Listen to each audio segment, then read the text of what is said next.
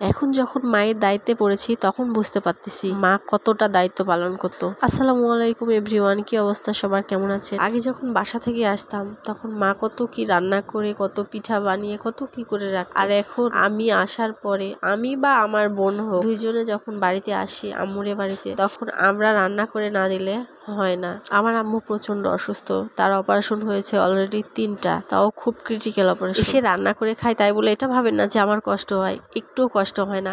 আলহামদুলিল্লাহ আমার মা বাবা দুইজনেই বেঁচে আছে এবং খুব ভালো আছে এখন। তবে আগের দিনগুলোকে খুব মিস করি এবং আম্মুকে দেখলে খুব কষ্ট হয়, মনে হয় এই মানুষটা কত হাঁটছে, কত দৌড়াইছে, কত কি করছে, আর এখন কি অবস্থায় পড়ে আছে। বাসা থেকে আসার পর থেকে আমার গলার অবস্থা খুবই খারাপ, অত্যন্ত খারাপ, কি বলবো আর।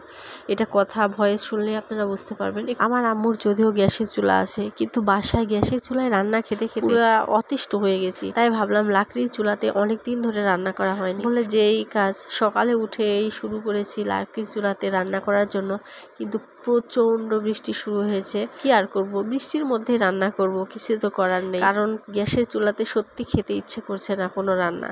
আম্মু যদিও বারবার বলছে গ্যাসের চুলাতে রান্না, কিন্তু না, আমিও সেই নাছরবান্দা, লাকড়ির চুলাতেই করব। কারণ এই রান্নাটা পুরা 9.5 মাস পর আমি খাবো। আর আম্মু অসুস্থ হয়ে পড়ে থাকার পর থেকে এই লাকড়ির চুলা একদম অচল হয়ে গেছে। এই জন্য চুলা পাড়ের অবস্থা খুবই খারাপ, প্রচন্ড খারাপ। এক কথায় আম্মু আসতে পারে না, যেহেতু বসা হয় না আম্মুর, ভালো করে বসতে পারে না, আবার উঠে বেশিক্ষণ দাঁড়াতে পারে না, কারণ কোমরের অপারেশন হয়েছে, কোমর, হাত, পা সবগুলো। তো আমার আম্মুর জন্য সবাই দোয়া করবেন। আর আমার মা আর জীবনে কোনোদিন হালতে পারবে না, এর যে কষ্ট আর কি আছে। নিচে যতই যা পড়ে থাক, কিন্তু কখনো আর হালতে পারবে না। আমার বাবা প্রচন্ড সাপোর্ট করে, এই সাপোর্ট না হলে আমার মা এতটা কনফিডেন্স পেত না, এতটা সাহস পেত না, এতটা ভালো থাকতে পারতো না। আলহামদুলিল্লাহ আমার মা বাবার জন্য অবশ্যই আপনারা দোয়া করবেন। আর এই তো বৃষ্টিতে দেখতেছি আর রান্না করতেছি, আর আমার একটা ছোট চাচাতো বোন সে ভিডিও করে দিচ্ছিল অচল চুলা সচল করতে এইখানে রান্না। কি আর করব, মানুষের জীবন 1 সেকেন্ডের মধ্যে কখন কিভাবে পাল্টে যাবে সেটা কেউ বলতে পারে না।